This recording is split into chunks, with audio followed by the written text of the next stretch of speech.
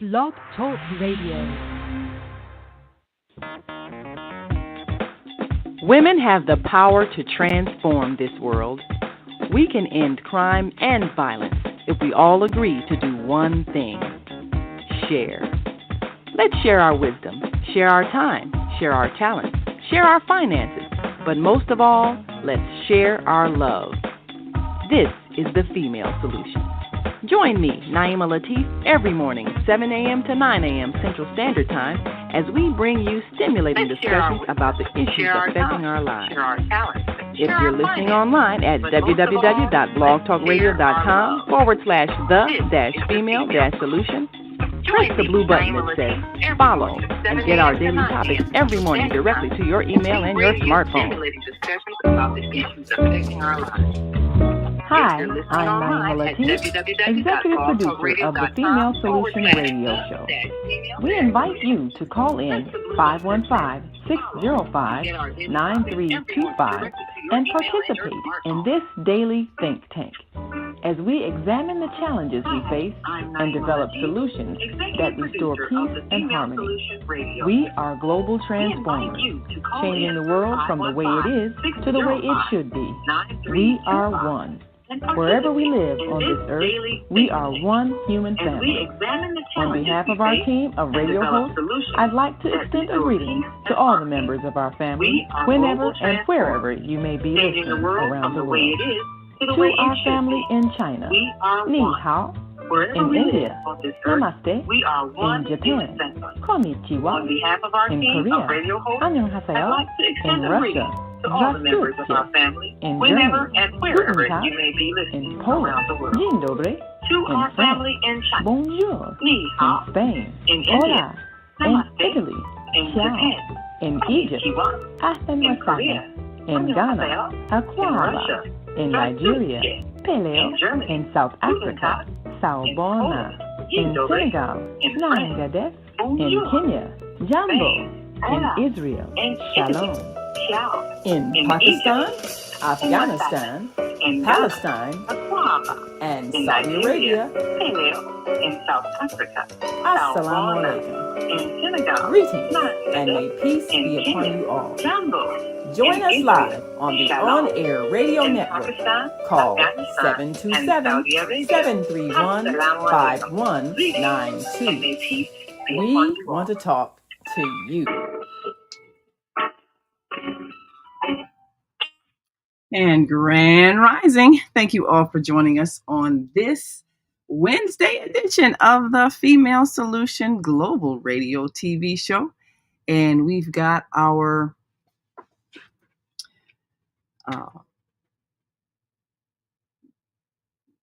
American Muslim 360 family joining us. And our co-host standing in for Kareem Hamid is Michael Hamid. And we're going to open up the mics in just one moment. And of course, we're going to also... Welcome. Yes. Well, we are so grateful to have you with us today. Now, we've got to take a quick break. Of course, we are live on Facebook and YouTube through our StreamYard connection. And we're going to just check on a few audio issues because we want to make sure everybody can see and hear. And we've got joining us live from the UK, Zhana, who is bringing to us today a topic she's been talking about. First, we talked about what do men want. Today, we're going to talk what do women want. Today, we're going to talk about what do men want. And we've got a guest, Dr. Obari Cartman, coming in, who's been doing a series of men workshops. And of course, we want your opinion as a man because things have changed. So we're going to take a quick break and come right back. And we invite our audience to stick and stay. Don't stray away. We'll be back in just one moment. So we just want you to stay with us. And you're listening to and watching the Female Solution Global Radio TV show. I'm Naima Latif, and we've got us today, Michael Hameen, with the American Muslim 360 family. So pleased that you are with us this morning, and we'll be right back. So stay with us. Hi, I'm Naima Latif, and if you're watching this, that means you're one of the 4.6 billion people from around the world who are using an electronic device to talk to people. In these times, people are using the internet to talk to everybody. Friends, neighbors, family members, co-workers. People are on their cell phones and computers all day long. Now, if you're in business, that is great news. That means you can sell your products and services all day long and never have to leave your home. All you need is a media connection, somebody to connect you to an audience. And that's why I'm talking to you today. We produce programs, and our audience members are people who shop. They buy clothes, food, beauty supplies, cleaning supplies, home repair, transportation services, child care services. Whatever you're selling, they need to buy it. We're your media connection. Just follow this link, and tomorrow you can sit back and relax at home while your business is making you money.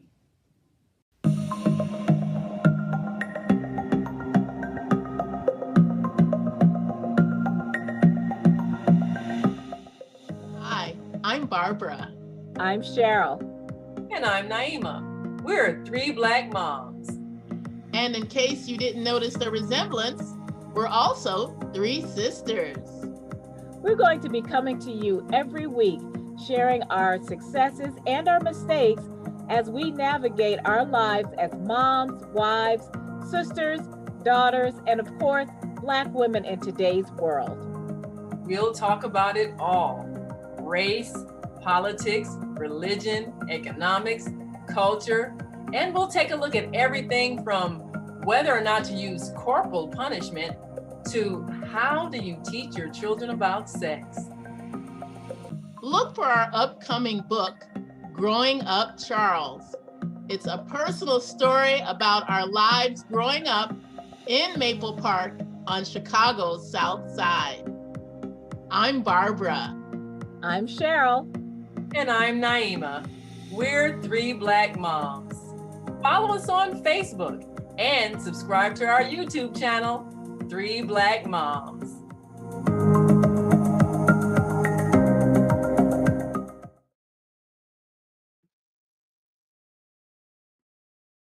And we're back. Yes, we're back. Female Solution. Yes, we are back. So excited that you have joined us and you're listening to the voice of Michael Hamid, standing in for our co-host Kareem Hamid on the American Muslim 360 channel. And we're excited because we get a chance to talk about a topic that a lot of women want to know, and we can hear from someone who knows. We'll be talking today with Zhana, who'll be joining us shortly, but we've asked a question today. What do men want? And a lot of the confusion about our relationships comes with the fact that we're doing things differently in this generation than in the past. Relationships are forming differently. People are having different expectations, and then it changes from culture to culture. Depending on where you are in the world, men may expect different things from women and may have been prepared differently even for the process of finding a mate. And sometimes the expectations on both sides are just unrealistic. So, Brother Michael, I'm going to ask you the question because, for a year, Brother Kareem had held a men-only discussion, which was really helpful to us. We had every fourth Wednesday, we had the men have conversations about various topics, and we, the women, we just were quiet and listened. We didn't call in, we didn't make comments. We just listened so that we could learn and understand, because we realized we really didn't know. And you have a lot of women who are raising sons without the fathers in the home. And so they really don't understand what men go through when they go from that transition to boyhood to manhood. They really don't know how to teach them what a man should know because we're not men. And then they don't understand when relationships don't work because they don't understand why men get frustrated and angry at the things we do because we don't know. So today is an opportunity for us to learn. So, in your own words and with your own experience, when men are looking for someone that they would really consider as a life partner, someone they can bring into their family, what really do they want? That's an excellent question. And we have the courtship and marriage program here at AM 360 on last night. And in the discussion, it came up that both men and women in today's clouded and cluttered communications, the mind is filled with all kinds of ideas and promotions and appeals to buy this or look at that.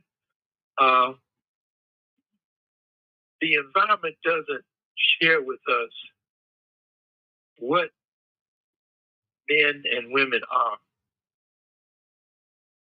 basically. No, it doesn't. A man basically wants respect. And you notice that when young men go into puberty, well, I notice, and other men are aware of it, but oftentimes mothers and females are not aware. The frequency changes because at that puberty mark, the young man is ready for what we used to have as rites of passage. He's ready to hear the voice of men and understand how to be a man as that puberty age reaches, the chemicals and whatnot. And oftentimes women aren't aware. The old school women were aware that they had to find, if they didn't have a man immediately in their household, they had to find a male model of how to be a man, because those women understood they can't teach a man how to be a man. A lot of problematic issues in terms of these young men being triggered for violence and causing death because they're in an emotional environment. They're not in the environment where men teach, even in terms of their frequency. They teach us stability. They teach, men at the base are looking for knowledge and information on how to make improvements on themselves and their environment. Women at their base are looking to communicate. They transfer the culture, the sociability.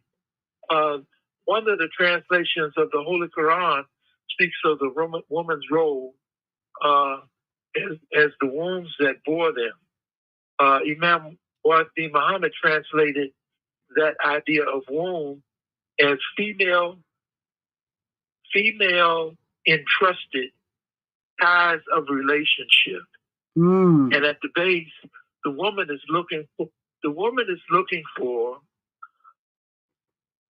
security for herself and those children that come into the relationship of marriage. This thing has been turned upside down, where women are more afraid of marriage than they are raising a child by themselves. Yes. What they're not aware of, the child needs more than just Nike shoes and that kind of paraphernalia, a house over their head. The child needs that nourishing. And if the woman is only looking at the provisions in terms of the physical provisions, she may miss the sensitivity that's in her, that's entrusted to her to nurture that child, the internal makeup of that child. And then once she does that, at puberty, she turns the male over to the men, and she continues with the females. This thing has been turned upside down. I'll stop there. Yes, most definitely. You mentioned a thing that I'm finding quite shocking And that is the fact that women will readily have a child even when there's no solid partnership with the man, and not realizing you can't buy what a man provides in terms of the emotional support.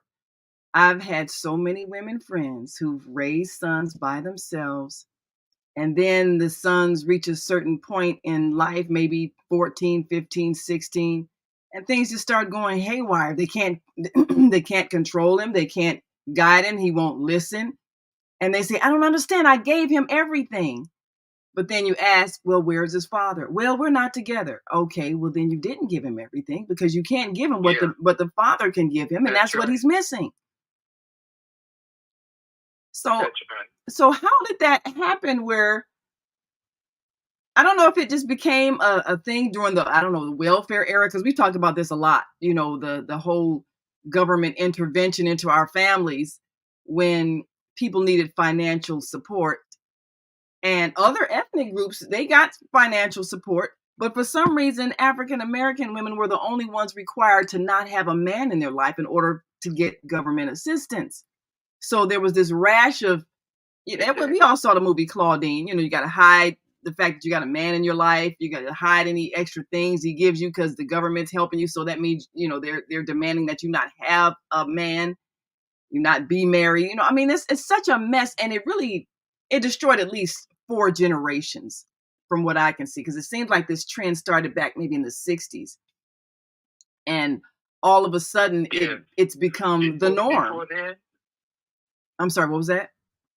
Before then, before that time markation that you mentioned, the 60s, the marital rate between African American men and women was among the highest. Yes, in America, it was. Feminism came in, and what you mentioned are aspects. But Dr. Latifa, we have been struggling as a group, African Americans or Black folks. We've been struggling. We've been struggling to be stable in terms of our relationships since the time Negroes were made in chattel slavery. There never was a Negro until chattel slavery appeared, where we were disconnected from our origins, our language, and so, those foundational things of culture. We were disconnected with that, and they put into us a mindset to serve other people's interests. And we've been struggling in spite of the social conditioning and what Ida B. Wells identified as really terroristic tactics to keep the African American community in the place that was assigned to them in terms of this caste system that we have. Yes. So I think that is still plaguing us. The whole economic condition, whereas, and I'm not playing the victim here, because I think it's time for us to get out of victim mode and take responsibility for the choices we're making. But you're right. This is absolutely, this is something that's been generational. And before the 60s, you're right. We had a very high rate of marriage. It was culturally expected. And most of us who grew up in like the neighborhood I grew up in, very stable working community. Most households, 2-parent households, people, both parents worked. I mean, that was okay. You had some that were housewives, but most couples were working couples. They both had regular jobs, and the whole neighborhood was kind of built around parents going to work, children going to school. We went to school in walking distance of our home. So it was a stable environment, and couples understood how to work together. And something fell apart in a lot of places where that didn't exist, or where when the places where the men were taken out of the community is where the culture of marriage fell apart. And my understanding, especially when the housing projects were built, and they were low income housing, and it first started out with families were moving in. You had husbands, like good times. You had the father and the mother moving in. So it wasn't like we started out with broken families. Somewhere in that process of us looking at government assistance, the requirement became, well, if you're going to have subsidized housing and get assistance, then that means you don't have a husband that's providing for you. So if he's there, then you can't get the money. I mean, that's kind of what happened. And government assistance was never supposed to be a way of life. But if you remove the family structure, then that's what happens. And so the whole thing with the crime, the violence, the young men without direction, all of that erupted. And then you get this jail culture, because if you're trying to survive in ways that the society has decided is illegal, then that feeds a prison system that is, of course, a business in America. And we just continue to feed that business, and the foundation is the fatherless homes. So, I've been talking about this for years. Matter of fact, that was kind of how this show was launched, with the book that I wrote, The Female Solution, and trying to reel women back into the realization of our role as the foundation of the family, which means you have to know how to select somebody who's going to be that life partner in raising your children. And every species on the planet, a female, understands that role. It's like our understanding has been broken because we've been fed this idea, well, I don't need a man. And like you say, the feminism thing, that was such a confusion for us. Now, I understand women have some anger about things that we've endured in, abusive relationships, but you don't throw the baby out with the bathwater, as they say. Throwing marriage out as an institution or as a lifestyle, as a culture, that was not the solution. And unfortunately, too many of us went for that. Yeah. So do you find that there's some unspoken things as well? Yeah, lot of unspoken there's things. Some unspoken things. So one of them is the trauma when both parents had to leave from these projects, and when single family mothers raising young boys, it was something that developed in the poor community, the project community and other places. This gang rape mentality, developed. It's connected with the need to have power and control, and that's one of the aspects of these young men killing one another as well. This, like I mentioned, the foundational focus for the man. Man is very simple, requiring respect and appreciation. And if you exaggerate that need for respect, you're going to find a young man killing somebody over stepping on his tennis shoes. Yeah. And maybe even less than that. Yes. And this, look, we got Dr. Phil. We're more connected, even if Black folks are not in treatment or therapy. By and large, we are hearing the message of therapy and disconnection, anxiety, and a lot of terms, speaking to our human condition and how we're made up psychologically, So we need to have these conversations.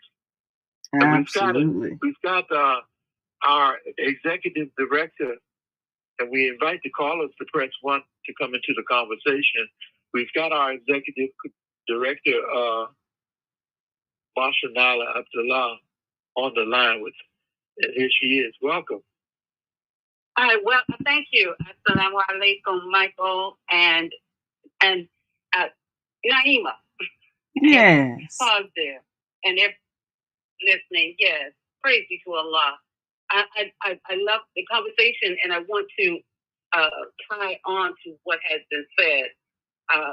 It's for me. I would say sometimes easy to spurt out some words, and so I don't want to be guilty of that. I need to come. I need to come from the faith-based process that the human being is connected to, and see the problem. As you said, we don't want to cry victim. That I look at the severing of the ties, and praise be to Almighty God. As we seek Almighty God's help, then what is God to us? Truly, what is God to us? And where has that been placed in our lives? As well as the young men, they see the feminine in the mother, and because I had the experience of being in a household where there was no physical father in the household, but I did have to understand that there were men in the community. They were my brothers. There was this overarching process that was there always, and that was the belief in Almighty God, and that God, they couldn't grab and put God under the shirt, as my sister was telling my mother, a little joke, if I may tell you, that the mother told the son that he could not have this red bicycle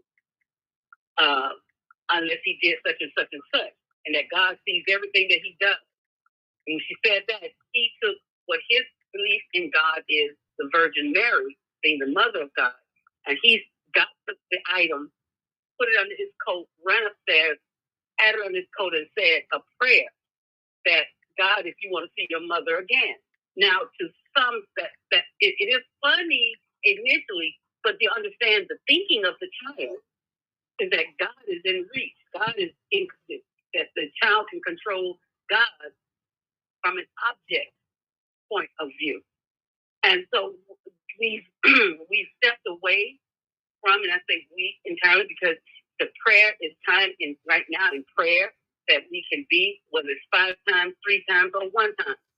Prayer is necessary to the God that has no image that we can control. Now I'll stop right there. Thank you. Thank you for that. What do you think, Dr.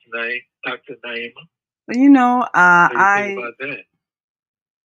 I truly do agree that our base has to be spiritual, which means we understand we're all connected. It's not one person who can make a decision and not understand how their behavior is affecting everybody.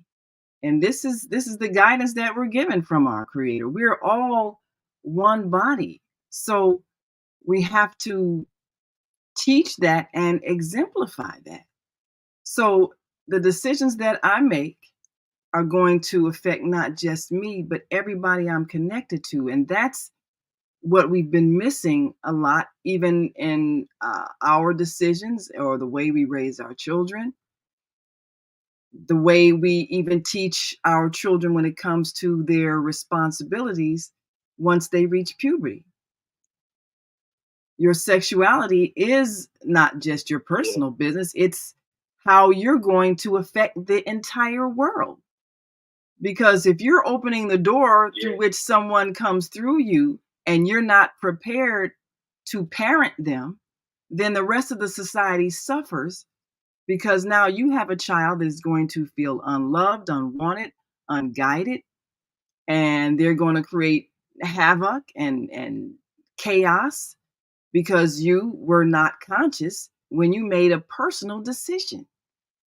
And we have to teach these things from the perspective of what is going to happen as a result of this decision that you're making, whether it's to be intimate with someone or whether to end the relationship with someone, or rather it is how you're going to interact with the other person's family, because you need all of the members of the family when it comes to a child.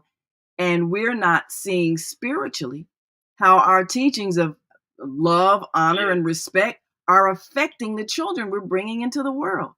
So then when we look at what the society has produced and what people are experiencing with our children, who can we point to as the culprits but ourselves? We made this mess. We brought them into unloving environments where parents had not agreed that they were going to provide a home together and be in partnership in raising this child and bringing the rest of their family to love and nurture this child. We made these choices. And I'm not blaming women, but the point I've always been making, we are at the ground level. We're at the foundation of this decision. So if we choose incorrectly, it destabilizes the entire society. Yeah. Yes, it absolutely. Does. And there are two things. Anytime a human being is willing to suffer the consequences for their actions, there's not a lot you can do with that individual until they get so far out of hand that you have to incarcerate them or kill them, depending on the level of their following that spiritual urge within them. Secondly, and I mean no disrespect, but I'm going to take this focus with the Bible, the Bible message of the fullness of the Gentiles. Now, as I understand it, that's the name that identifies basically Caucasian or European ethnicity. And when you have a situation where color is used, I know you heard, I remember Dr. Lowry at the benediction of President Barack Obama. Mm-hmm. He pointed to this issue in his benediction of, if you're white, you're right. If you're brown, stick around. If you're yellow, you're mellow. But if you're black, get back.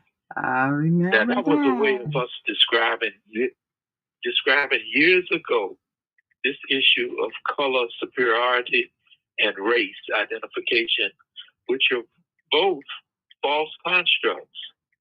And we see the Karen and Ken phenomenon, wanted to control public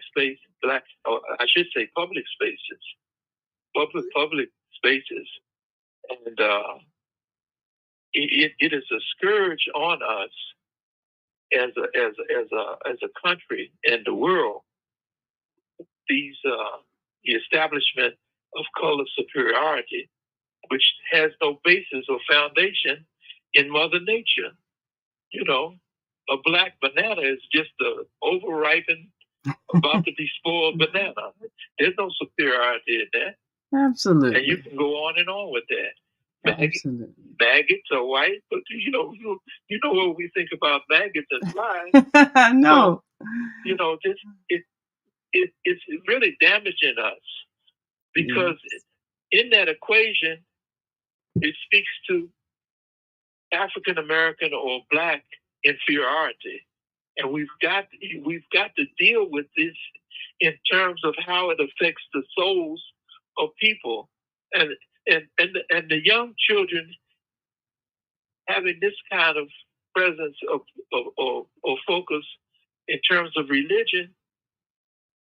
It sets up this dynamism. Well, look, I'm not going to be a sheep and follow this idea. I'm going to be a wolf, and I'm going to demand and take what I want. The foundation of criminality and a lot of things comes from this fighting back against these false constructs of race and color superiority. In my opinion, I think there's enough evidence for that. White Jesus. When I was a young child in the projects, I had my own bedroom for a time. There's 5 of us, but I was the oldest and I was the first. And my bedroom was facing the parking lot. Mm. And when the cars would pull up, the light of the cars at night would flash on this white Jesus. Looked like he was coming up out of the ground. That's creepy. It was so spooky. little T. I know I got little T trauma from that. I know Wow. I did. Wow. We didn't have no white presence in the project at that time.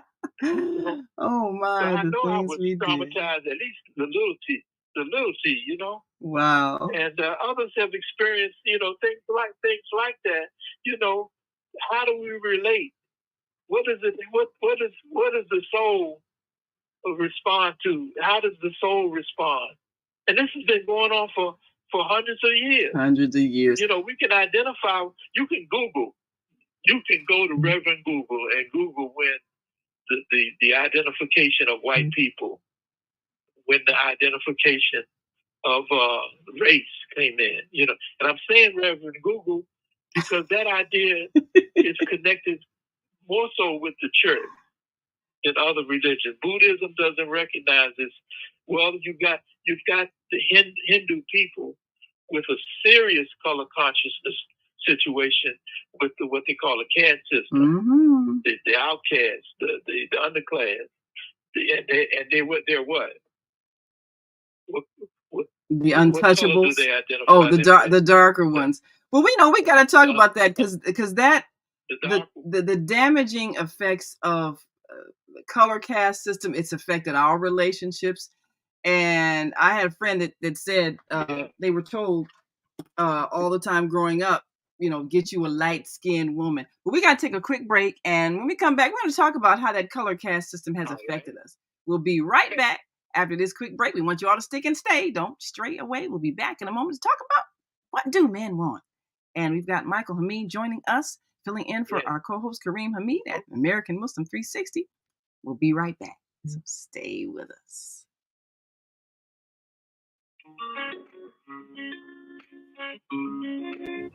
Hi, I'm Naima Latif, and if you're watching this, that means you're one of the 4.6 billion people from around the world who are using an electronic device to talk to people. In these times, people are using the internet to talk to everybody. Friends, neighbors, family members, co-workers. People are on their cell phones and computers all day long. Now, if you're in business, that is great news. That means you can sell your products and services all day long and never have to leave your home. All you need is a media connection, somebody to connect you to an audience. And that's why I'm talking to you today.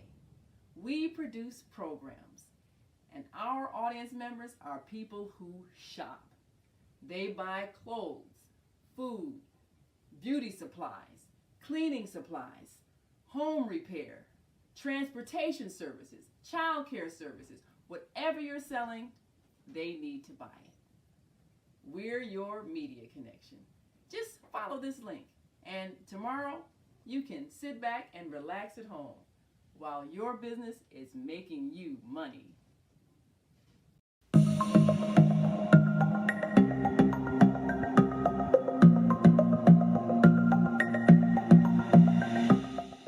Hi, I'm Barbara. I'm Cheryl. And I'm Naima. We're three Black moms. And in case you didn't notice the resemblance, we're also three sisters.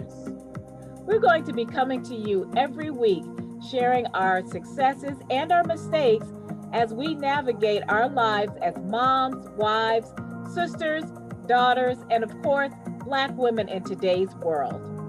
We'll talk about it all: race, politics, religion, economics, culture, and we'll take a look at everything from whether or not to use corporal punishment to how do you teach your children about sex. Look for our upcoming book, Growing Up Charles. It's a personal story about our lives growing up in Maple Park on Chicago's South Side. I'm Barbara. I'm Cheryl. And I'm Naima. We're three Black moms. Follow us on Facebook and subscribe to our YouTube channel, Three Black Moms.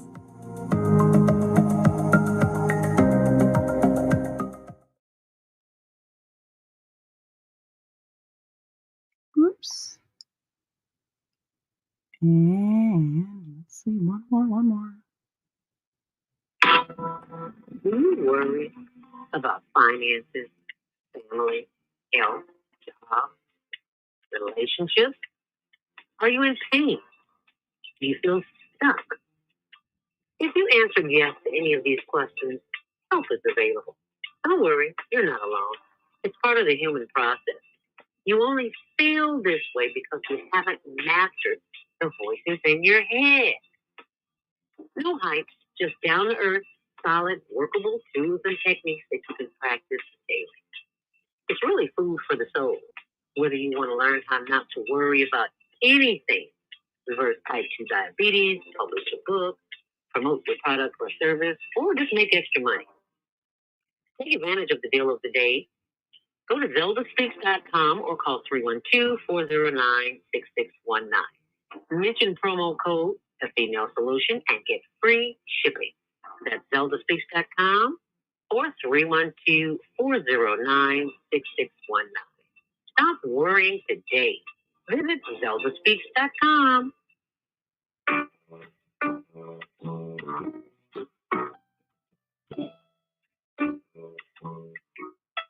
All right.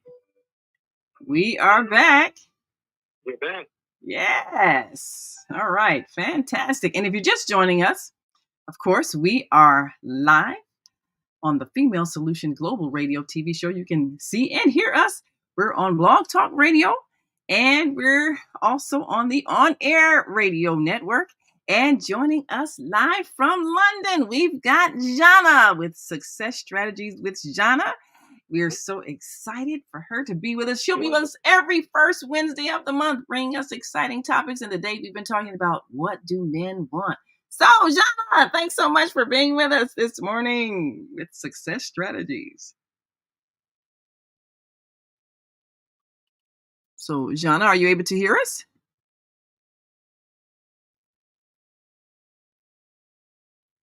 All right, let me see.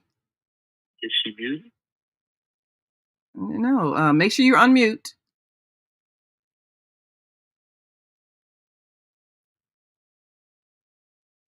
I'm not sure why we're not getting her voice. Yes, make sure you're unmuted. Turn up the volume. Yes.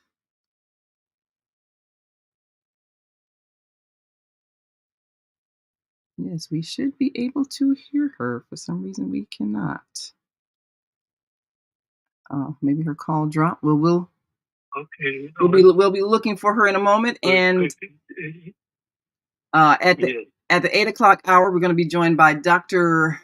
Obari Cartman, who is the author of the book Ladies Man, and he has been doing a series of men workshops and talking to young men and helping them with the process of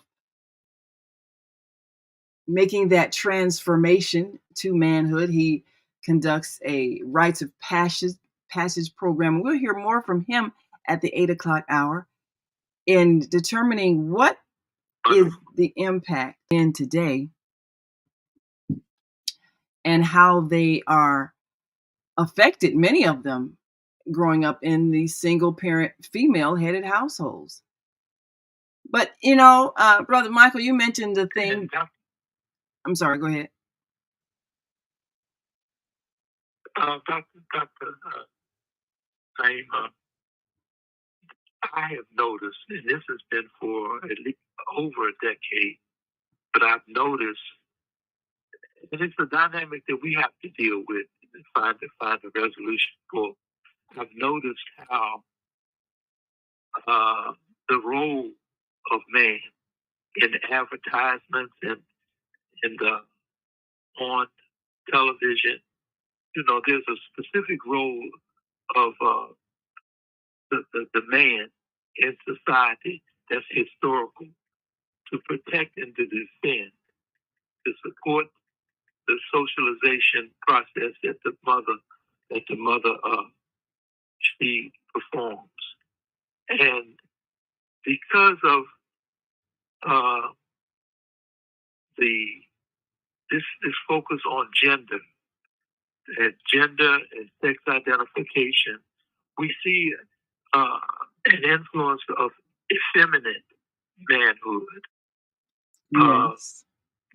put before us, and it's a real challenge because we've got some challenging internal and external things going on that are critical issues, and we need men.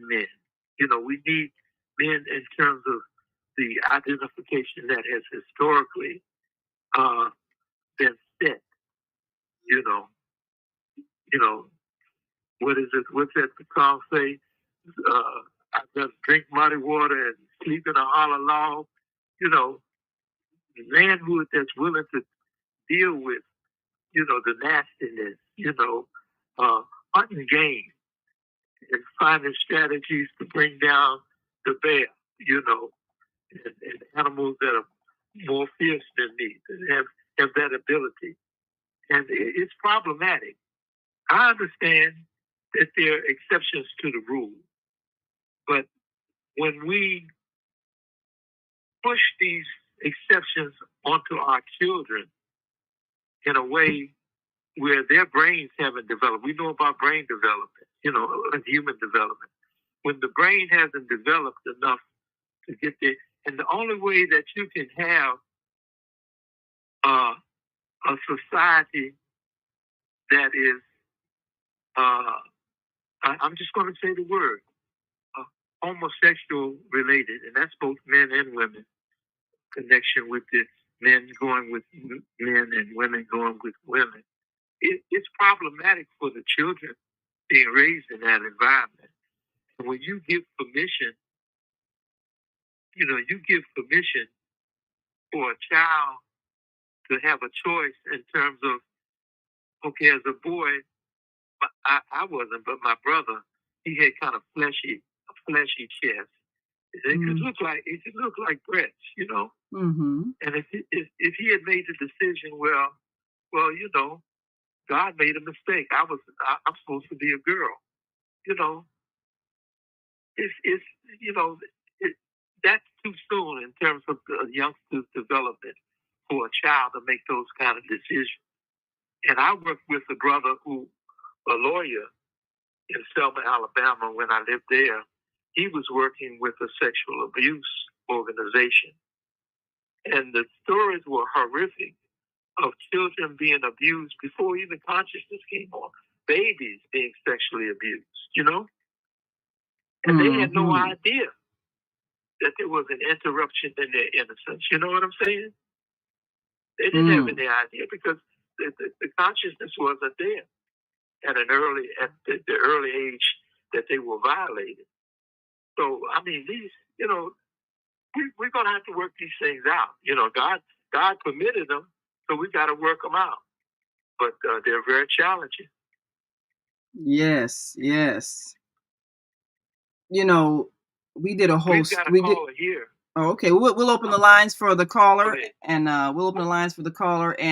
you know, because we did a whole show on gender confusion this past Monday, which, you know, a lot of people were a little bit surprised, but that's something that's becoming an increasing issue. And we also have talked about the feminization of men, and there everything from hormones in the food that's having an impact to the social environment. And when you can't have a healthy representation of masculinity, then all other kinds of unhealthy representations of masculinity arise, where there's a lot of gender confusion, and some of it's biochemical, some of it's social, some of it's as a result of trauma. Yes, there's a saying that hard times produce strong men, and easy times produce weak men. I mean, you know, it's a challenge. It's a challenge to maintain the strength of masculinity, of manhood, when you have these soft times. And you know, I like to use this saying that the devil is in the details, you know, and he's certainly busy with the details nowadays. Yes. Well, let's take that caller and get their thoughts. And you're listening to and watching the Female Solution Global Radio TV show. And our filling in for our co-host is Michael Hamid at AM 360. And we've got a caller on the AM 360 line. Go right ahead. Where you calling from?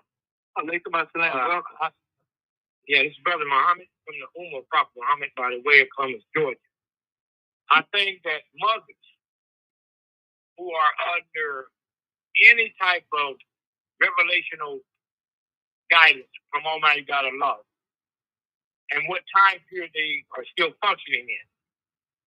Allah has sent this Quran and this way of life of Islam where if the parents, especially the mother, teach it to her children, the roles of man, especially if she's married and she has a good Muslim husband there to verify what she's telling her son about being a protector, the maintainer, the different things, and he look at the life of Prophet Muhammad and look at some of the hadiths that deals with man responsibility and women responsibility. It will reset this crazy sensual seductional type of atmosphere that Shaitan have us growing in. And then we have to realize and accept why Allah said let her come out of you, abandon the people. So not only do you regain your proper creative character, you'll create your proper creative intelligence, etc., and you pass it on to your children and go, this is something that you have to work your way out of, like Ibrahim had to walk out the fire and not get burnt. Yeah. And people never ask, well, how deep was Ibrahim in the fire? You know, he came from the core of the world of Shaitan and walked out through the freedom in his search to find Almighty God Allah and what was his whole purpose. And I think, again, education is very important, but as long as we do not separate this favor from Allah, from all the other ways of life that are out here, that is seducing our children through our women. They're making our women question what Allah has made clear in Revelation is a hint to her. Because both sexes, as we know, come out, and both genders and all these things come out of the woman.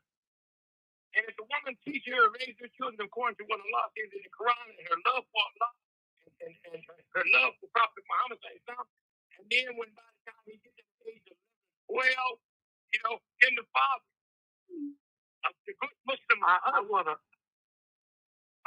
Muhammad, I want to introduce an idea to the audience. And again, it goes back to spirituality. And I mean no disrespect, but we know, and history rewards all research, we know the history of the disrespectful woman in her role and the unequal kind of focus that has been given. There was a time in history connected with religious philosophy or ideology that the woman didn't have a soul. And that the woman was the accomplice to the devil in bringing humanity down, bringing man down. So those ideas had not properly been dealt with, and they still plague us. I was looking at the history of Nanny, what's the middle name? Nanny Burroughs. And I love the quote. You just Google her. Nanny, I can't think of her middle name. But Nanny Burroughs, you can pull that up. And she had this philosophy for young women in particular in terms of education. And her philosophy was that of, how did she say it? Do uncommon work do common work in an uncommon way. And I love that. I really like that. But, you know, because of the sensitivity about people's freedom of religion and other ideas, you know, people call America a Christian church. So this idea in religion has not really been given the seriousness. But we see that the women are coming into positions of leadership in such a way to kind of clean up the mess, so to speak. You know, and I'll stop there. And thank you, Muhammad. Yes. Press 1 to come back and press 1 to go out, and then press 1 to come back. Dr. Latifa? Yes. You know, I understand. I understand his uh-oh. I think he hung up. You might need to disconnect his line.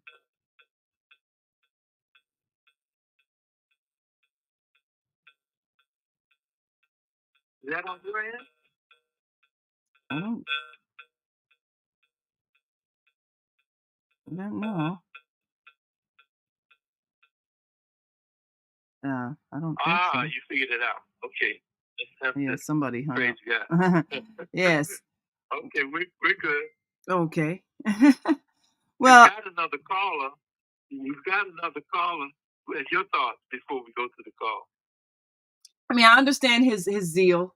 Go ahead. And everybody who's following a religion feels like that if people just follow their religion, they'd be okay. But as you pointed out, there have been a lot of distortions in all religions, and they've all been very hostile toward women, which is why a lot of women have turned away from religion. It doesn't mean they've turned away from God, but they've turned away from belief systems that say, number one, you brought evil into the world, or number two, you're second class and lower in value in the eyes of God, and all these things that are denigrating to women. And until we are able to comprehend that there is no hierarchy in God's kingdom, we are all loved and valued by our Creator. Until we are able to understand that on a spiritual level, then all our belief systems are going to be skewered toward justifying mistreatment of women. And that has happened globally. So we're suffering the effects of that. So part of what happened even with the feminist movement was an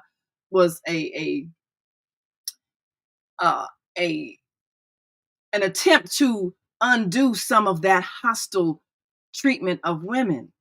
But anytime you meet hostility with hostility, that doesn't solve the problem. So what evolved is a lot of hostility toward men.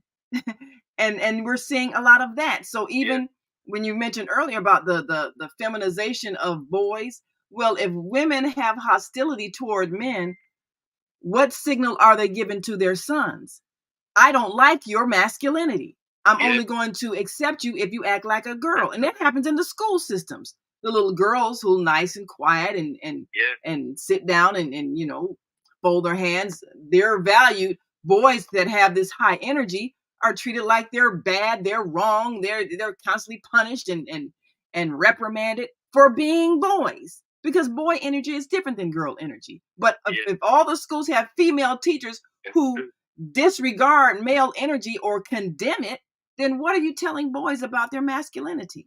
It's unacceptable. So we have that problem, and not having a balanced understanding of male and female. We've got Imam Kareem on the line here. Oh, that is fantastic. 636, come on in. Come on in. Yes, Wa alaikum salam. Everyone. And I want to thank you, Imam Michael Hameen, for sitting in before me on this wonderful broadcast, The Female Solution. It's a wonderful platform, and we're grateful to Dr. Naima Latif for having established this platform so we can have substantive, serious conversation. Praise be to Almighty God. Putting the focus back on the family. That is where we're in shambles. We're in bad state. The idea of rugged individualism, the idea of being independent has hurt the human family. I've heard people say, I don't need you for nothing. You know that that independence. In the Christian scriptures, in some translations, it identifies for us the help meet, M-E-E-T, not M-E-A-T, dear brothers, M-E-E-T, the help meet. You meet the help that you are going to need, both partners. We cannot live independent. We didn't bring ourselves here. To even come into existence, it required other people, our mothers and midwives and fathers. So that idea of independence, we must get away from that. That has truly harmed us. It has destroyed our family, our business life, in almost every area of our life. We need one another. We need one another. And especially the male and the female. God is sending a message to us in identifying her as a help meet, M-E-E-T, that you meet the help that you're going to need, dear sir. So if we can address the idea of overblown independence, I think that will help us in understanding what has happened to the family and our communities. Thank you once more, Michael Hameen, for sitting in for me. And assalamu alaikum, Sister Naima. Wa alaikum salam. Good to hear your voice. Thank you so much for chiming in today. Absolutely. Well, that's a good question, though. But I'll leave there now. well, we'll see you next week. Okay. Yes, and that was the voice of our co-host Kareem Hamid. We got to take another quick break and come back, and we will be joined by our guest, Dr. Obari Cartman. We're going to bring in our guest, Zhana from London. We're trying to bring her sound into the conversation. And she's been talking to men all over the world and come to the realization that culturally, it does change from place to place.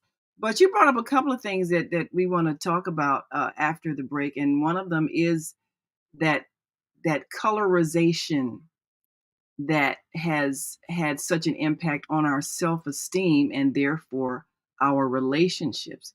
And we're going to share a few comments that have come on our Facebook and YouTube channel. And we'll be right back after this break. So we want you all to stick and stay. Don't stray away. We'll be back in just one moment. So stay with us.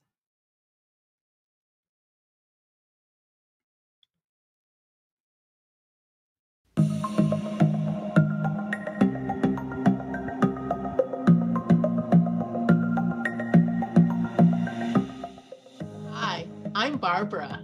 I'm Cheryl. And I'm Naima. We're 3 Black moms. And in case you didn't notice the resemblance, we're also 3 sisters. We're going to be coming to you every week, sharing our successes and our mistakes as we navigate our lives as moms, wives, sisters, daughters, and of course, Black women in today's world. We'll talk about it all: race, politics, religion, economics, culture, and we'll take a look at everything from whether or not to use corporal punishment to how do you teach your children about sex. Look for our upcoming book, Growing Up Charles. It's a personal story about our lives growing up in Maple Park on Chicago's South Side. I'm Barbara. I'm Cheryl. And I'm Naima. We're 3 Black moms. Follow us on Facebook and subscribe to our YouTube channel, 3 Black Moms.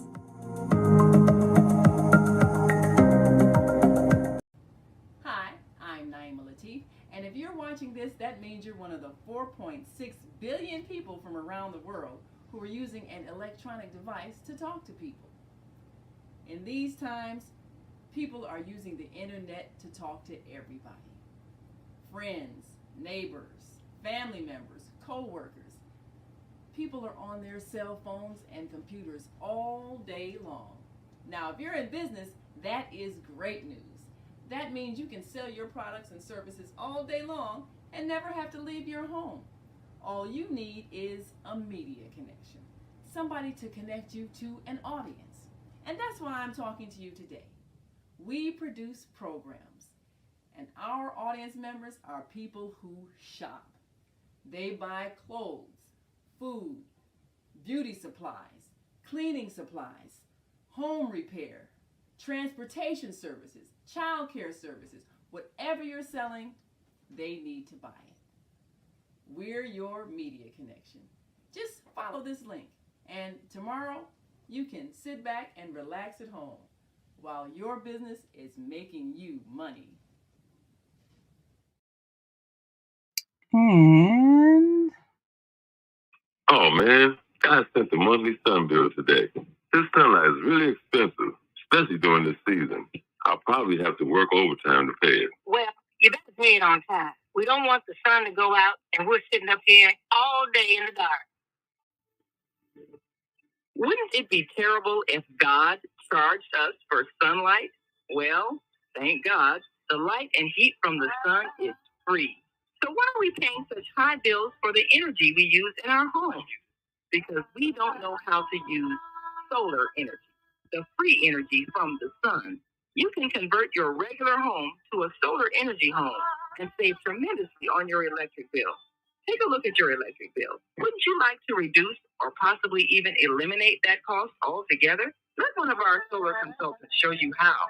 Call today, 312-849-3456, and schedule a free consultation. That's 312-849-3456.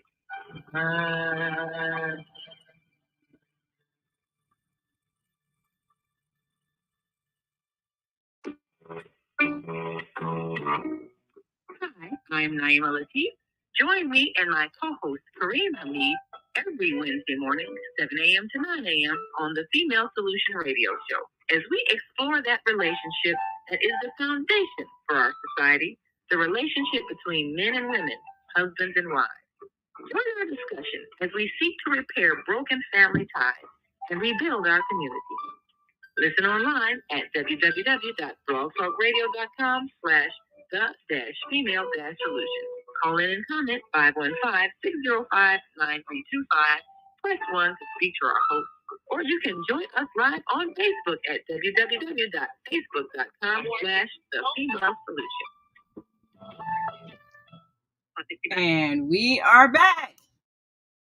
You're listening to and watching the Female Solution Global Radio TV show.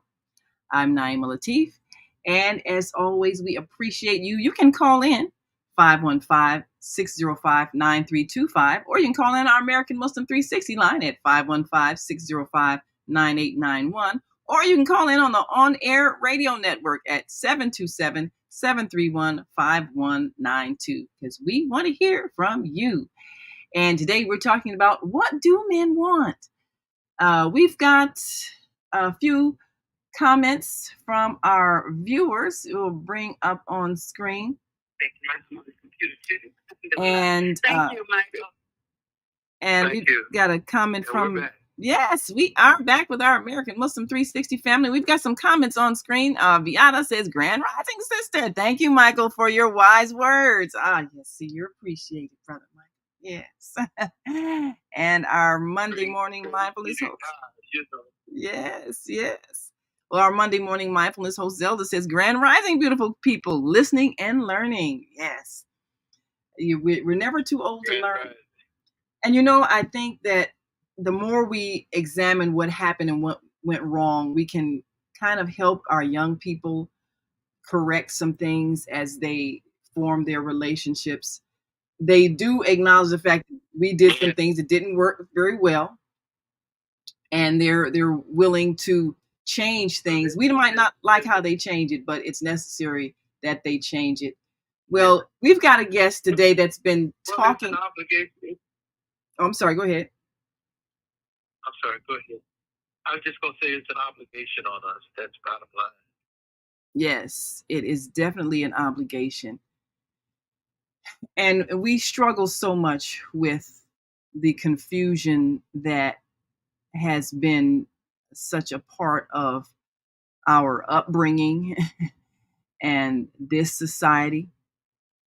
But it is important for us to make some changes. And we've got a guest that has been really a powerful voice in helping us to hear the voices of young men. And if you have a son, you may want to tune on in and even go to his website. I believe it's drobaricartman.com. And one of the things that we've observed is that this generation of young men, they have had to endure a lot of pain and suffering because of our absence of understanding. And sometimes they're angry, and they have a right to be angry because we are, in fact, confused women. And Dr.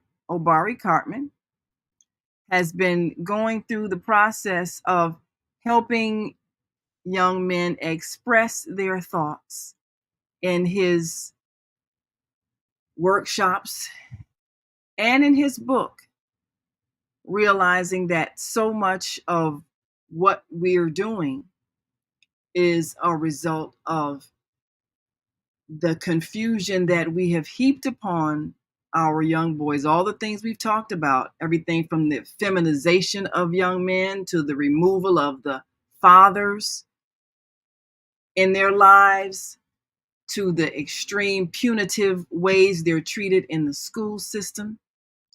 And so now I want to bring to you our guest today, the author of the book, Ladies' Man, Conversations for Young about manhood. And this is what we want to know. What do men think? As we bring to the stage today, Dr. Obari Cartman. Thank you so much for joining us today on the Female Solution Global Radio TV show. Good morning. Thanks for having me, Mama Naima. Well, we appreciate you so very much. We really do. And I've read the book, of course, and I always recommend it. Thank you very much. Appreciate that too. But I think that a lot of women, especially the ones who are raising sons by themselves,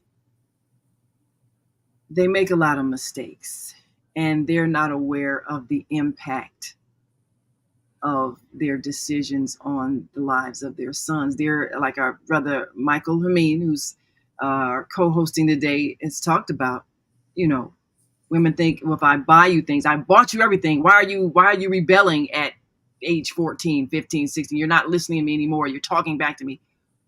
What is it that you hear from young men? What are some of the common frustrations that young men express? I would say I heard the word feminization earlier. And I think that there's certainly confusion around roles and principles of manhood. One of the things that I'm also equally concerned about, I'll say, is a infantilization, sort of a lack of maturity and growth. And part of that is an opportunity to connect with roles, responsibilities, worth, power, leadership. And some of that can happen through women, through mothers. I think that it has to be centered around relationships with caring male adults in the young man's life. A lot of the young men that I'm talking to, the conversations we're having, they're having for the very first time. that no one has ever pulled them to the side to just let them know this is what men do. Men don't do that. This is something that boys do, and this is something that men do to distinguish that rite of passage moment. That how do you know I go from one stage to the next? That is a training process. That is not something that happens naturally. And so the frustration comes from being demanded of expectations of manhood, of maturity, of growth, without any guides, without any opportunities to bump against the challenges, without any clear expectations, and not any expectations, because they do get expectations because they see men, they're scrolling, they're looking at the rappers, the athletes, the entertainers, they see men doing things that they think men are supposed to do, whether it's in their community, if it's in the streets, and they have role models. They are just not the role models that are shaping a positive, productive, principled, grounded version of a manhood that, I don't blame the single mothers for. That is a problem, certainly a system problem that has removed men from the home, but also just a lack of, discipline and clarity amongst the men ourselves. We can blame systems to a certain degree for us not being present, but part of it is just also teaching very early what does it mean to make responsible decisions about having sex, so that we're not having men use sex as a way to relieve stress and to find connection and intimacy, and not be thinking about the consequence, the beautiful opportunities of fatherhood. And so there's certainly lots of missing fathers. There's lots of we need more mentors, and the men that are in place, the coaches, the barbers. We need to have more conversations amongst the men about how do we codify the values, the principles that we need, and instill that and model that, demonstrate that for young men, so that we have a clearer roadmap than they have right now. I'm seeing young men really just making this up as they go along, and not being guided or supported in their process of maturation. Absolutely. Well, we've got joining us live from London, she'll now be joining us every first Wednesday of the month, Zhana. And we're excited because she's been really talking to men around the world, nice, in other countries, really seeing the differences in cultures. And we know that, like you said, we can only blame systems for so long. At some point, we have to take responsibility.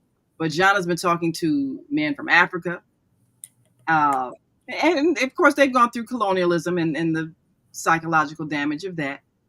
But then also, there is still a connection to understanding that the role of a man is first and foremost performing the duties of the head of household in a family structure. And that's what is often missing with men in this society, the connection of their sexuality with forming a family. And sex becomes recreation, like you say, stress relief, status, all of these things, but it's disconnected from being a husband, father, head of household, provider, maintainer of the community.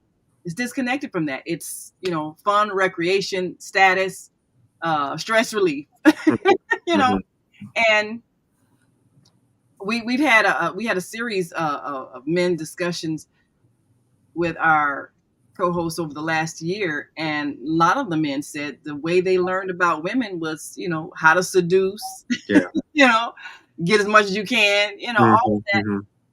Nothing having to do with future responsibilities for a person you're bringing into the world. And I want to bring Zhana into this conversation because she did a series on she did a program on what do women want. And women have all these things. Well, I want to be tall and rich, and you get that, and then you get some of the things like, well, I want to be trustworthy and honest and so forth. How do you instill those values? So, Zhana, thank you for joining us, and we're looking forward to have you every first Wednesday. And give us some insight on what you have heard about men and what men want men from perhaps other cultures. What have they said that they want? Okay, well, can you hear me now? We can hear you. Yes, I hear the lovely voice of Zhana from London. It's been very frustrating because I've been sitting here and I've been enjoying actually listening to you guys speaking for the past more than an hour now, but I couldn't get on the call. We're trying to hear your voice. I'm like, oh. Technically challenged quite a lot on this show. I really don't understand why, but I'm sure we'll get to the bottom of it at some point. Yes, we will. But anyway, it's lovely to speak to you, lovely to hear your voice. It's lovely to finally be able to speak. Yes. And, yeah, I mean, the thing is, at the moment, I'm mostly coming with questions rather than answers. So, I mean, I could tell you some of the things that I've heard people say or I've read. I talk about this book quite a lot. It's called Of Water and the Spirit.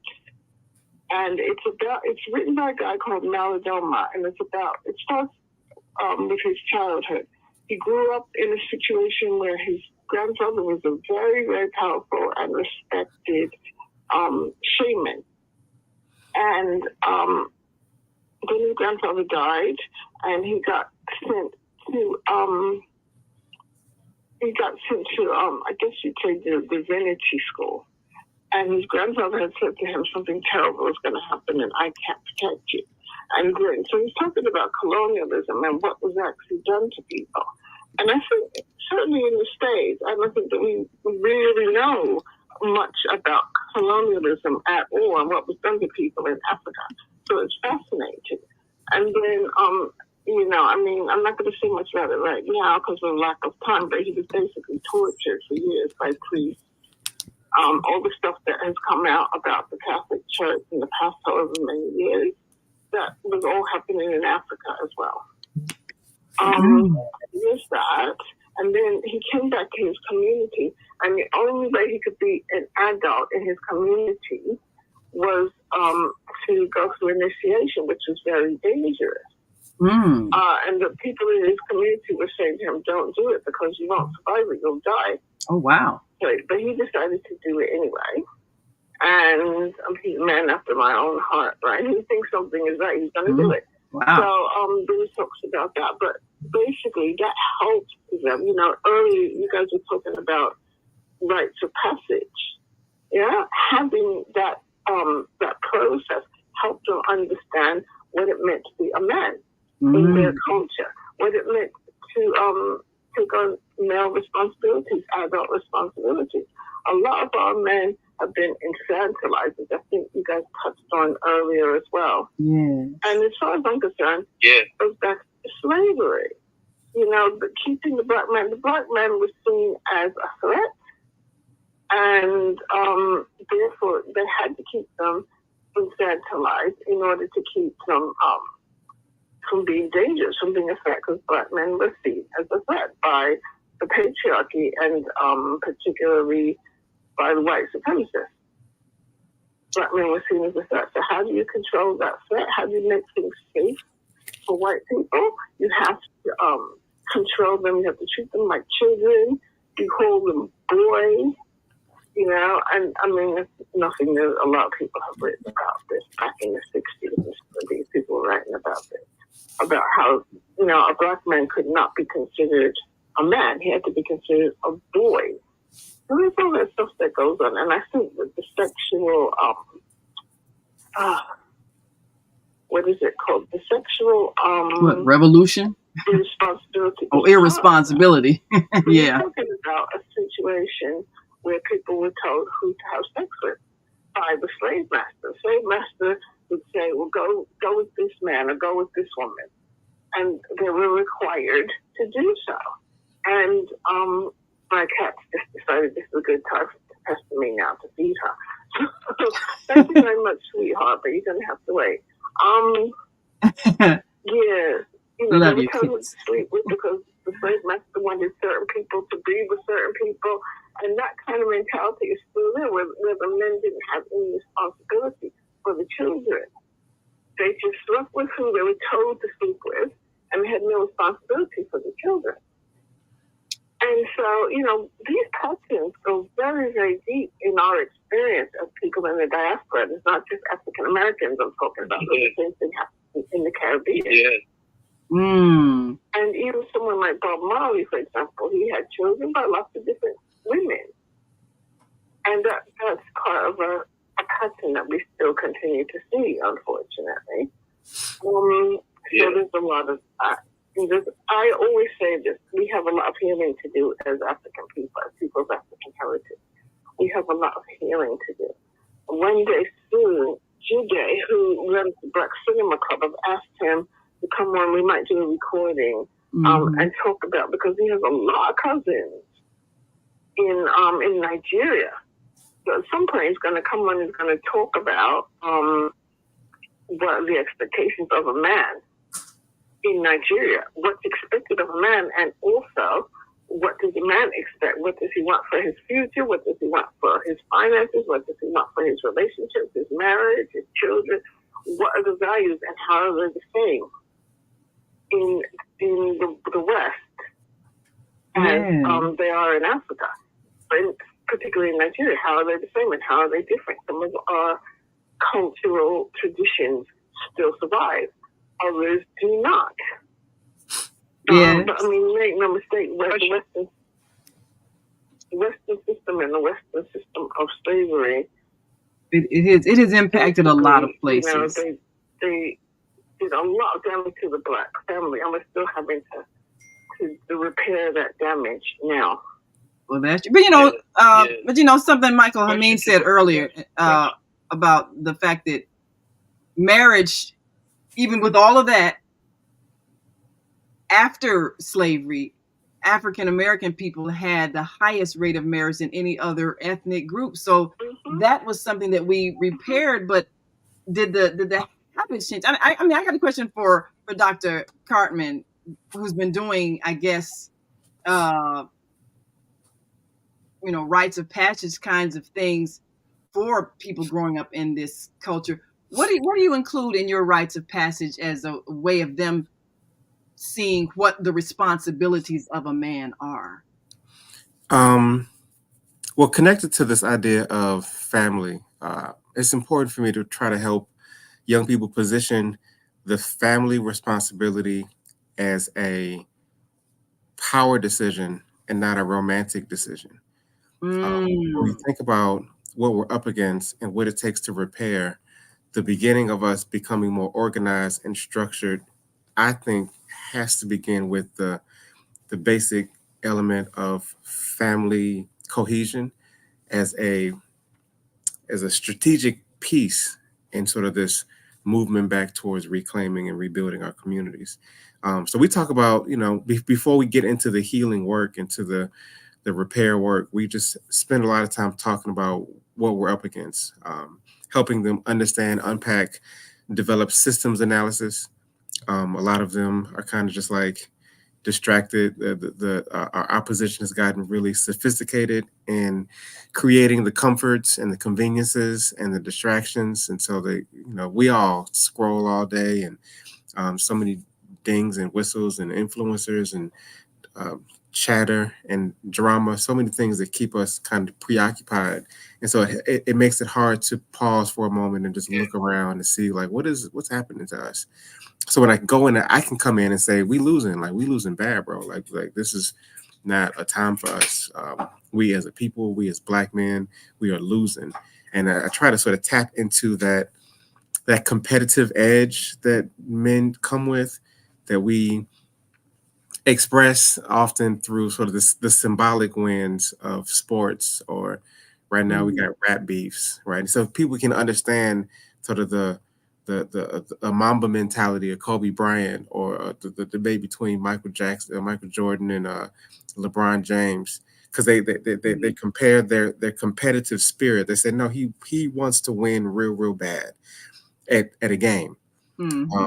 But to take that same desire to win, to be the best, to be the greatest of all time, to distill that into a desire for us as a people to win, requires a shift in like priorities. So that I do think that men have a natural desire to be the best. I think sometimes the young men I'm talking to, don't see how their position in the street, their position You know, they might be fighting to be a top gang within a prison system, right? But Yeah. still not being aware that it's still just like a crumb, right? It's still just you still being played. You in your version of a idea of strength are still being puppeteered by a master. And so once we can sort of explain systems analysis, point to the powers that be, unfold what is happening, I think it becomes easier then to have a conversation about what now, how can we rebuild? How can we compete for real? How can we create, cultivate a sense of community? And I you know, there's no way to do it without family. There's no way to do it without strong fatherhood. And so I enter the conversation there. When we talk about becoming men, having responsibility, to make them feel a little bit more uncomfortable about this servitude, this permanent status of being dependent. And then you know, if I can get them to not want that no more, then they become open to like, okay, well, then now what? What do we do with that? How do we start to build economically? Family. How do we build socially? How do we protect children? Family becomes an answer to so many of the questions that they've experienced the problems because of, and they can see how in their life, if they had stronger families, they might not be in some of the predicaments they've got in. And so how do you know, repair the intergenerational harm done? You get to do that. You get to have you get to create a different family reality for your children, whether you got them or whether you plan to have them. And now let's talk about what does it mean to plan to have them. How do you position yourself to be the kind of father that you wish you had? How do you begin to develop the skill set to communicate with a woman and to commit and to invest and to just have even the desire to build something? We're there. We're still just trying to deal with young men shifting their taste for what they want from the pleasures, from the conveniences, from sort of the, you know, a boy-like mindset. Well, hold that up for just a second. I think you got a couple of responses there. So you were saying, Zhana, and then Michael's got a question. So Zhana, you were saying you wouldn't rely on your family just because the dysfunction, and I guess that's an issue also because that's right, because of the dysfunction, the abuse, the trauma, blah, blah, blah. I mean, it's taken me so many years to even acknowledge some of the things that have gone on and acknowledge the fact that it's abuse and trauma. It's taken many, many years. We were talking about this the other day in Black Cinema Club because I didn't grow up thinking I'm being traumatized. You know, it took a long time for me to get to that point. And a lot of us, part of the problem as well is that we won't talk about it. Yeah, I think that, you don't know that's what it is. In our families. Right, you know. So the healing can't really take place until we are willing to acknowledge what the problem is. What is trauma? Well, that's a point. But and Michael, you had a question also. Go right ahead. Yeah, I've got a question for both. The nature of how human life is established, it comes in different from other mammals because it takes more time for a child to reach a state of somewhat independence. So my question has to do with the nature of that process and our teaching from that process that there is a debt. You know, there's so much of this selfishness now.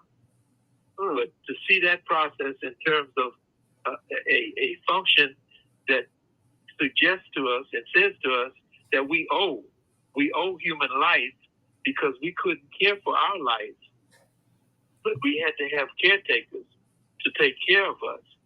So it suggests, whether you have it in religious context or secular context, the suggestion of the process says we owe a debt rather than this idea of me. Well, I think, yes. Well, you know, one of the things I think is, well, like Zhana was saying, you know, when you come from trauma and you don't realize that's what it is, then that becomes normal. It's just like the way people think you're supposed to raise a child And we have this debate all the time. People say, well, you have to discipline a child. Discipline does not mean beating. It means guidance. And when the way you were raised and culturally, the way we were raised was with extreme verbal and physical abuse that was traumatizing. Yes.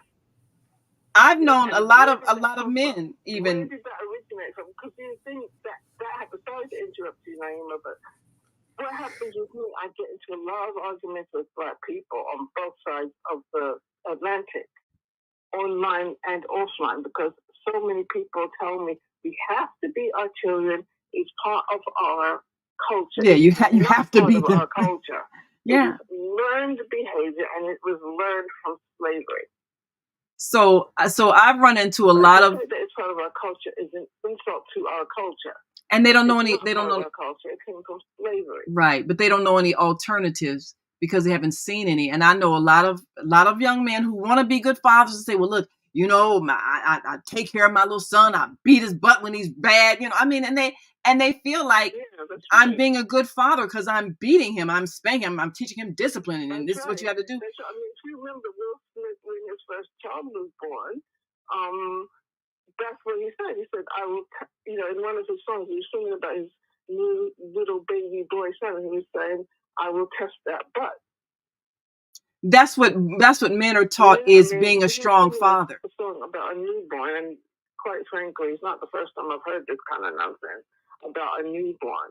That it's his responsibility to beat the child in order to make the child behave the way he wants the child to behave.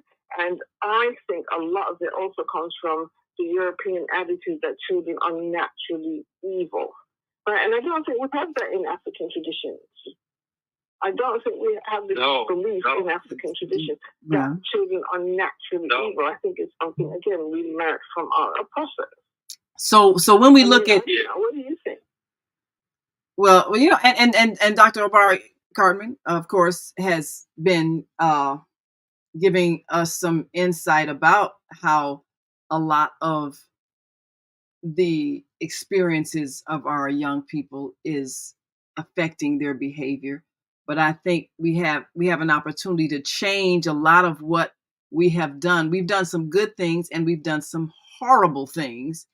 And we have to be able to admit the good that we did. We've done a lot of good, but we've also caused further damage as well. Yeah. Which means there's more of a need for repair. And so that means... if our children behaving in a way that we don't like, I mean, in nonviolent communication, we say that everything we do is done in order to meet a need. Yeah. And everything that everybody else does is done in order to meet a need. Right. So we're not doing it because we're bad or because we're evil or because we don't listen or, if we're not listening, that means that there's a problem there. That there's a need that's being met by not listening. Yes. So a lot of young... From the premises that children are evil, which is what the Europeans believed until quite recently. And a lot of religious teaching still teach that. To beat that child, to beat the evil. Beat the devil out of them. So then we have young men who are full of rage at being beaten, being verbally abused, called stupid, ugly, ignorant, all those things. That's part of what has made up their lack of self-esteem. The reason why you step on somebody's toe accidentally on a crowded bus and they're ready to kill you. So all of that anger and rage comes from bad parenting that was passed down for generations. So how do we heal that and develop men who can set a new standard for manhood of sensitivity to your children, guidance of your children, protection of your children, teaching of your children, and not, I'm a father and therefore I'm going to beat them because that's what makes them a good boy or you're a good girl, whatever it is you think, that beating does. But that's what a lot of men are thinking, well, this is what fathering is. And that's not it. Yeah. But that's what they may have received or, their parents may have received. If you don't know any better, then how are you supposed to be able to improve your relationship, the way that you communicate with your children? And I have had people say to me, well, why should we? Because beating them works. Yeah. So it might work on a level because the child does what you want, but why is the child doing what you want? Not for a reason that I think I'm happy about. It's because out of fear and out of self-hatred, the child will do what you want, but I don't see that person as a good result. I'm not happy with that. So what have you observed? It's even included in the gang culture. The gang culture. That's how you get accepted in. They beat you in. Right. Yeah, that's right. They beat the gang. I know nothing about the gang culture at all, but I have heard that before. Yeah. Yeah, that is it. This violence is pervasive. But I just like to introduce the idea of conversations that show not how much I know, but how much I care for you to understand yourself. And we need to acknowledge the things that we don't know. That's the hardest thing. Because it's not about having all the answers. It's about making an effort. So, Dr. Cartman, what have you heard from young men when it comes to their experience, either with or without fathers in the home? And has sometimes the presence of perhaps an angry, violent father been more damaging than a father who was absent, but when he came around, at least he was kind? I mean, what have you observed from what they've said? I mean, both. All of it is true. What I say in response to all of this is that more often than not, I am encouraged by the openness of young people to experience all of this in a different way, to learn something different than what they experienced. I find young men, even with the trauma they have had. Hold on a second, Zhana. Hold on a second, Zhana. Right? About this society and what happens to our young people in this society. How do they respond? Yeah. Well, hold one thought, because Dr. Cartman was finishing a thought. Hold just 1 second. He was finishing a thought about that. Yeah. I just really want to know. Yeah. Go right ahead. So I think that the part of the work where we're talking about what to do now, how to repair, how to go forward. I think that if we create more spaces in sort of community-based ways, if we go into barbershops, if we connect with coaches, if we go to schools to a certain degree and just have these conversations as early as possible, middle school, high school, and to talk about preparing them for life. Right? It's really a life skill lesson. If we, wonderful. There might have been, home ec a long time ago when you just taught kids how to live alone and how to cook and how to clean and how to just have basic life skills. I think that we have gotten so used to this culture of survival and then just barely making it that we're not preparing them for a long, full, productive life because we don't think Black men deserve it. Like, so part of their worth is that we have to say that they're not just, a problem to deal with, but they are a full, robust resource and that they are a vital part of the health and well-being of our communities. And when you think of something as worthy and important, you invest in that thing through education, programming. And so I think there needs to be a whole shift of us as a community saying that these are our gems. These are they're gold. They're not just a nuisance. And that's how they feel. We think about them as a nuisance. And then they feel that, and then they repeat that, and then they become the nuisance that we have sort of culturally decided they should be. But if we see them as precious jewels, then we pour into them, we invest in them, and that includes teaching them values and principles of life. And that includes, how do you be a good parent? How do you be a good steward of the community? How do you pay back that debt?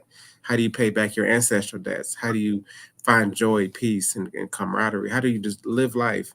And those are things that are all taught. And again, my experience is that young people are open to that. When you come and you don't come try to tell them what to do, you're not trying to wag your finger at them. You're not trying to judge them. You're not trying to say, what's wrong with you, boy? Let me tell you how to do this right. You're just saying, as an adult male, these are some things that I've learned in life, and I want to share with you out of love and compassion. If you're ready for it, here it is. If you don't want it yet, then I'll come back to you when you're ready.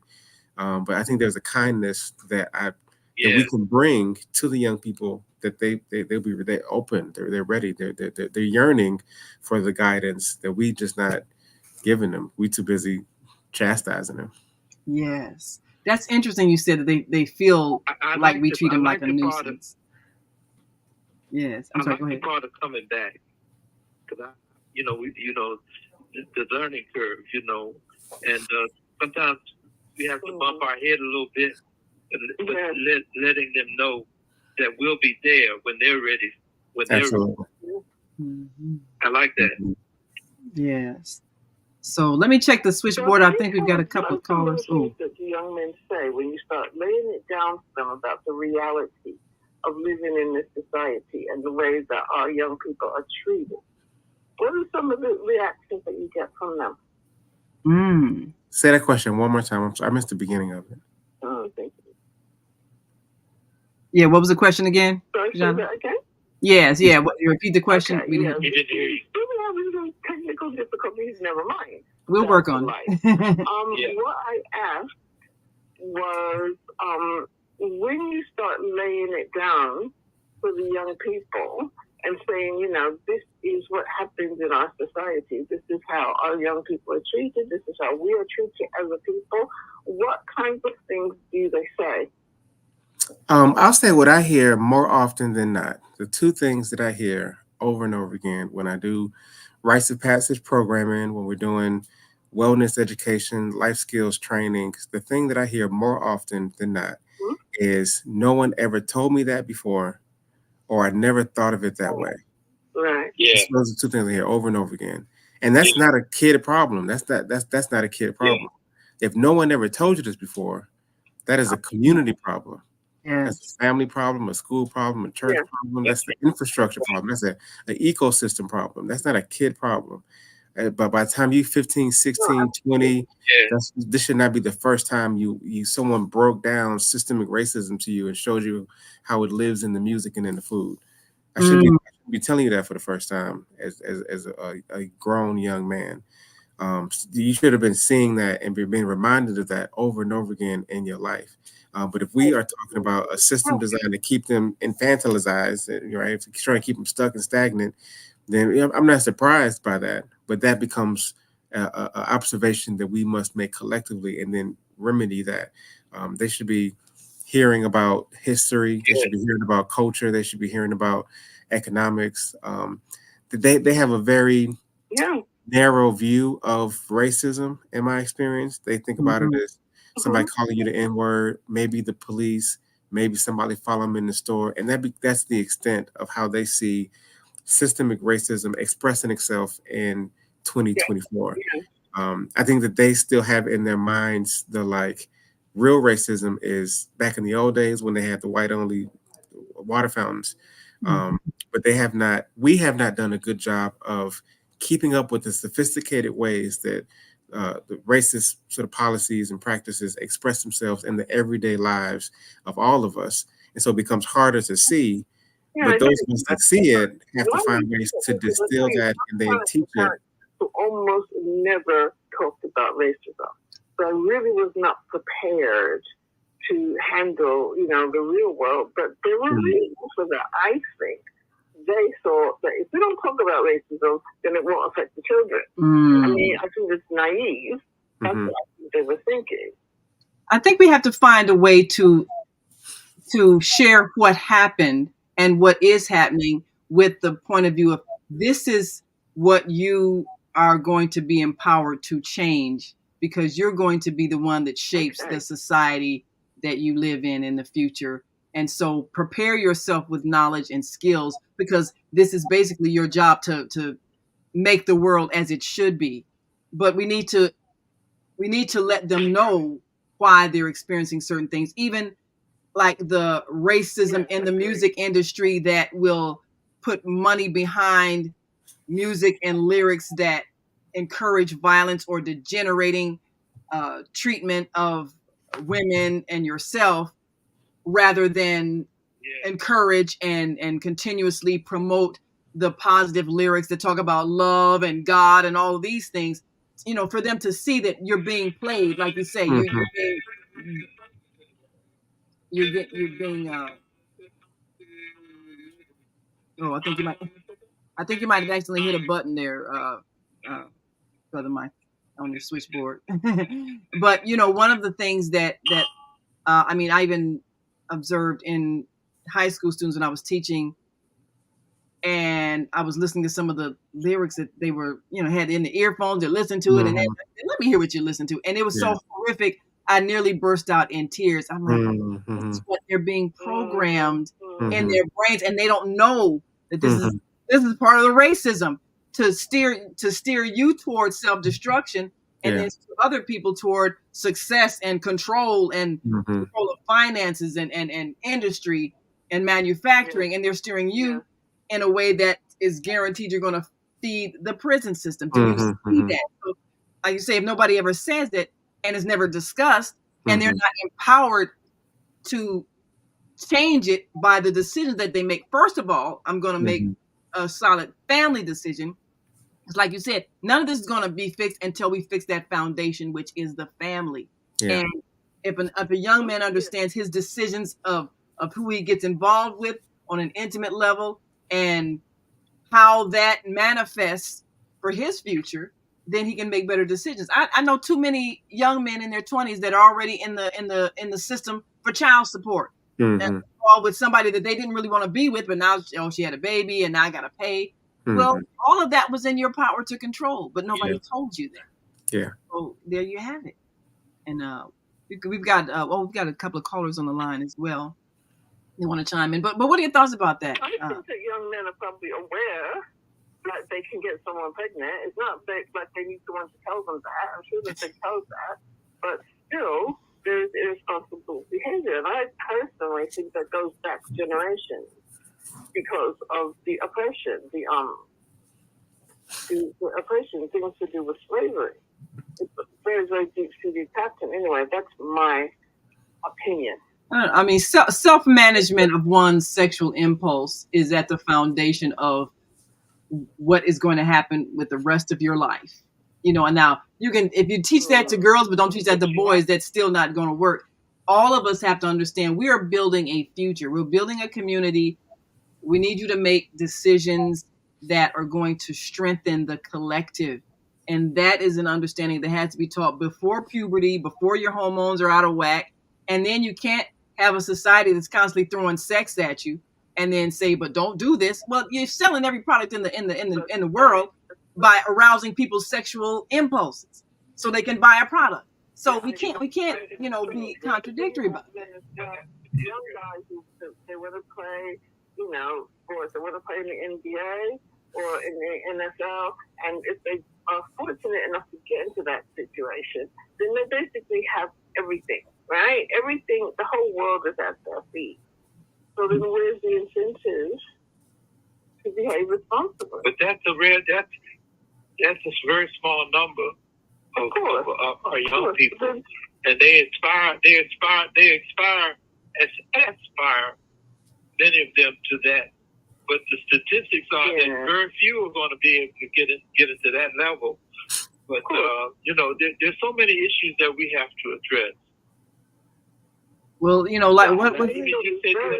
Yeah, let me take a caller here. They still want to be, but they still aspire to be. If you see what I mean. And there's nothing wrong with aspiring success in sports or entertainment. The thing is, what do you envision you're going to do with your financial success? Are you being steered toward building your community, or are you being steered toward exploiting people, exploiting women? I mean, what are the values with which you bring that wealth? Because wealth can be a source of destruction, as we're seeing, if you don't have the right values. Let me open the mic for area code 773-436. Why do they aspire to those things? That's what I would ask. But then you have someone like Prince. He never told people when he was alive how much money he was giving to the community. Right. How much he was contributing to the community. He was amazing. I have so much respect for him. And a lot of people do. A lot of people who have wealth, they are making a difference. Well, we got a caller on the line. Area code 773-436. Give us your name, where you're calling from, and your question or comment for Dr. Obari Cartman. Go right ahead. Well, early greetings, global transformers. There and rising. Mama D from Chicago. Hey, Mama D from Chicago. You know, it is written. It is written in the Black History Bible book whose hero is a woolly-haired man with bronze-colored feet to match his bronze-colored face. Destroy the wicked with the rod in your mouth. Also, if you beat him with the rod, he will not die. If you beat him with the rod, you will save his soul. Now, these are the two main types of discipline. You can discipline a child and realize that when you are a child, you think like a child, you reason like a child. But when you become a man, you're supposed to give up those childish ways. But too many men have been raised up with social wild oats and use sex as recreation instead of sex with responsibility. So maybe this is because they were not trained up in the proper way. So I think that if they got in touch with a child that is in them and parent that child, take an honest look at that child and parent him, parent yourself, I think you'd have a different perspective on how to parent your children. What do you think? Thank you, Mama D. Wise words. Yes. Well, Dr. Cartman, what do you hear from young men when it comes to what they say they want or what they wish they could have gotten in their homes in terms of love, nurturing, those kinds of things, which I think a lot of times is really where the sexuality comes from. There's always a desire for love and closeness, but there's just not an understanding of how to put it together and make it fit in terms of family life. So I want to feel love. I want to feel like I'm loved. Maybe I didn't get that from my mother or my father. What do you hear from young men that are telling you about that?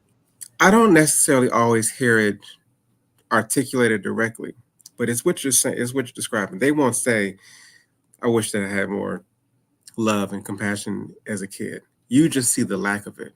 It just shows up as what we might label as dysfunction or anger. And they might not even have the awareness themselves that is what they're searching for, because they're kids and they've been kids their whole life, and so all they know is what they know. We have normalized a certain neglect and lack and meanness in their houses. The way Sister was describing just how traumatic her childhood was, and then you see it later when you go back and go, oh wait, that wasn't what you're supposed to do to people. But when I'm meeting them, when they 12 to 20, they're just expressing it. They're just showing up. And then I get to put the words in their mouth that they're searching for something. You're looking for security. I hear what you're saying, but that's not what you really mean. And so part of it is to help shape their understanding of themselves by sort of not responding to the behavior that shows up, and then try to look for the meaning and the source of it. And I think that's the work of a caring community.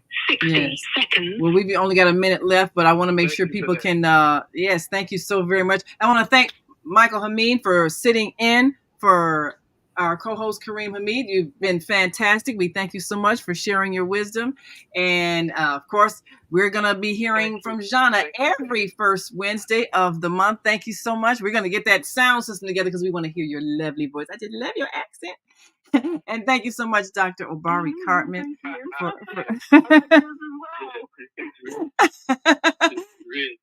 Yes, absolutely. Now, yes. So, Dr. Cartman, give us your website address. Thank you very much.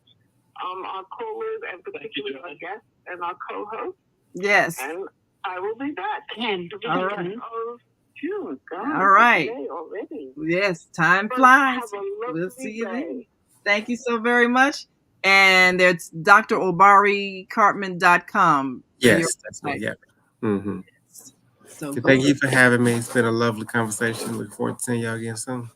All right. We'll see you soon and enjoy the rest of your day. and continue to be a source of light for those who might still be in the darkness. We'll see you next time. We've come to the end of our show today. If you missed any broadcasts, go to our website for the audio and video archives at www.thefemalesolution.com. On behalf of our team of radio hosts, I'd like to thank all of you who participated in today's discussions. And to our global family joining us from all around the world, we say thank you. To our family in China, xie xie. India, Zhanyavad. Japan, arigato. Korea, kamsamnida. Russia, spasiba. Germany, danke. Poland, dziękuję. France, merci. Spain, gracias. Italy, grazie. Egypt, shukran. Ghana, madasi. Nigeria, eshe. South Africa, ngiyabonga. Senegal, jareh. Kenya, asante. Israel, toda. Pakistan, shukriya. Afghanistan, tashakur. Saudi Arabia and Palestine, shukran.